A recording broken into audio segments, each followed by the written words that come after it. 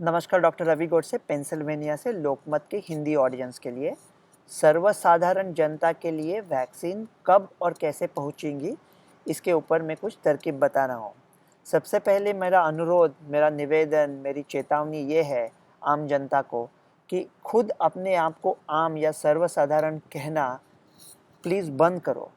हम लोग जो राजनीतिक लोग हैं या शास्त्रज्ञ हैं, डॉक्टर्स हैं, हम लोगों ने क्या झंडा गाड़ दिया है अब तक, क्या करके दिखाया है?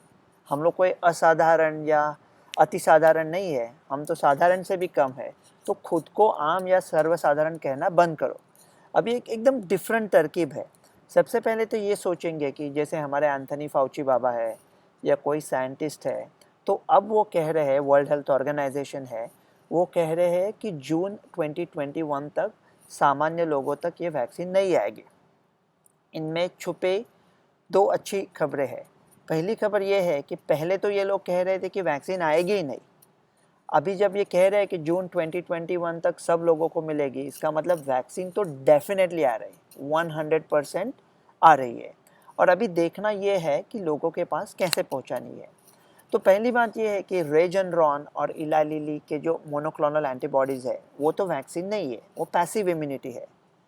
उनको इमरजेंसी यूज़ ऑथराइजेशन 3, 4, 5 दिन में या 1-2 हफ्ते में मिलने वाला है।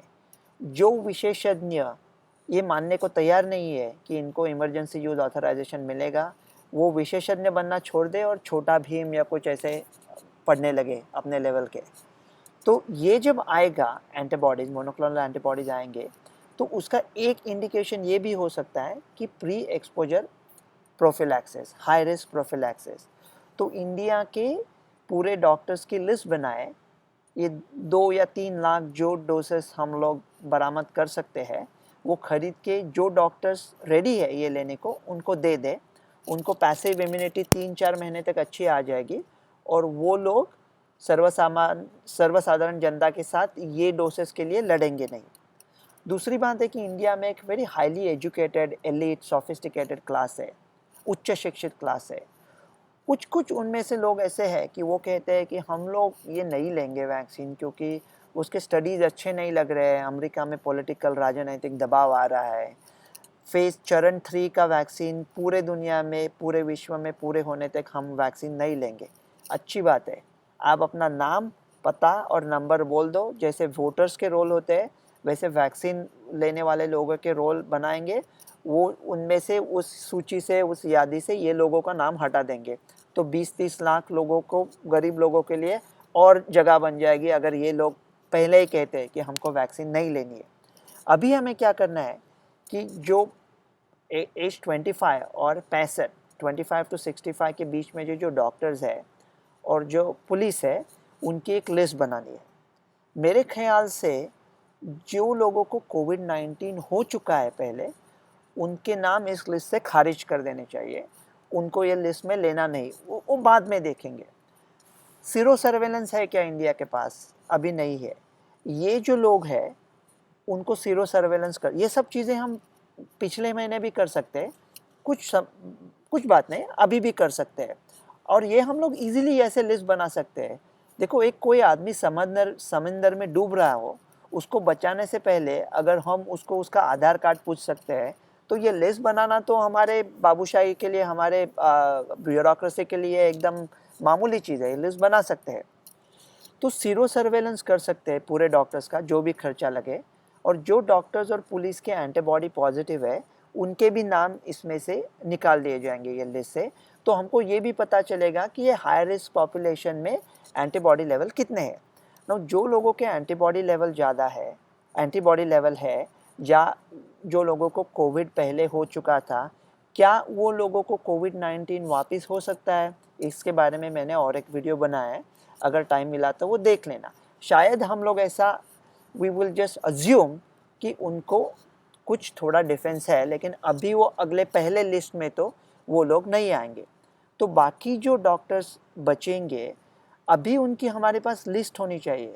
25 to 65 डॉक्टर्स के नेम्स, फ़ोन नंबर, जिनको कोविड नहीं हुआ है, जिनके एंटीबॉडी लेवल्स कम है, और फिर उनमें डॉक्टर्स का एक पैनल बना के एक श्रृंखला ऐसी बनाएंगे कि उनमें से सबसे ज़्यादा ज़रूरी किसको है। ये एक पैंतरा हो सकता है। दूसरी चीज़ क्या कर सकते हैं, हम लोग कैपिटलिस्ट पूंजीवादी देश में रहते हैं, तो हम लोग ऐसा कि कौन कौन सी वैक्सीन आएगी पता नहीं, जो वैक्सीन आएगी उसके 5 डोसेस ईबे जैसे साइट पे बेच देंगे अमीर लोगों को, और जब वो एक दूसरे के साथ बिड करके ज़्यादा से ज़्यादा प्राइस लेके जो लोगों को लेनी है वो 5 डोसेस ले लेंगे, और जब वो 5 डोसेस ले लेंगे उसके पीछे 25 गरीब लोगों के लिए एक लिस्ट बनेगी, उसमें से 5 डोसों में से 25 डोज गरीब लोगों को मिल जाएंगे। ये ईबे जैसा, जो अमीर लोग हैं और ये लेना चाहते हैं वो कर सकते हैं। देखो वैसे ही हम हाथ पे हाथ धरे बैठे हैं, अभी कौन सी वैक्सीन आएगी पता नहीं, तो शायद ऑक्सफोर्ड आएगी, वो तो इंडिया में बन रही है, अगर मॉडर्ना आएगी, अगर फाइज़र आएगी, उनमें से कुछ ना कुछ तो वैक्सीन 3-4 हफ्ते में डेफिनेटली आ रही है अर्ली एनालिसिस करके। और सबसे अहम चीज़ ये ध्यान में रखनी चाहिए कि ये महामारी के ख़त्म करने के लिए वैक्सीन की ज़रूरत नहीं है। अगर महामारी से जो लोग सिक है, अगर वो मरना बंद कर दे तो कहाँ बात रहेगी। अगर कोविड-19 हो गया और लोग बच गए, अपना मॉर्टेलिटी रेट भी बहुत कम है, रिकवरी रेट भी बहुत ज़्यादा है, तो ये वैक्सीन का यूज़ करके उसका निर्मूलन करेंगे, उसको पूरी तरह से नष्ट करेंगे। लेकिन ये महामारी, ये पैंडेमिक के अंत के लिए वैक्सीन की ज़रूरत है ऐसा 100% नहीं है। और क्या है, अगर फाइज़र, मॉडर्ना और ऑक्सफोर्ड तीनों वैक्सीन आए तो उनके डोसेस ले सकते हैं। शायद गमेलिया और साइनोफार्म से वैक्सीन ले लिए तो ऐसे रोलिंग स्टडीज़ भी कर सकते हैं कि 2 लाख डॉक्टर्स को दे दी और एज मैच कंट्रोल्स देख ले।